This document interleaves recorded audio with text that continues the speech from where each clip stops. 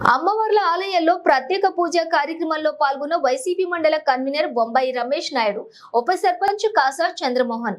మండల కేంద్రంలోని శ్రీ చౌడేశ్వరి దేవి జయంతి సందర్భంగా శ్రీ చౌడేశ్వరి దేవి ఆలయంలో పెద్దమ్మ తల్లి దేవాలయంలో నిర్వహించిన ప్రత్యేక పూజ కార్యక్రమంలో పాల్గొని అమ్మవారి ఆశీస్సులు తీసుకున్న యాడికి మండలం కన్వీనర్ బొంబాయి రమేష్ నాయుడు, ఉప సర్పంచ్ కాసా చంద్రమోహన్.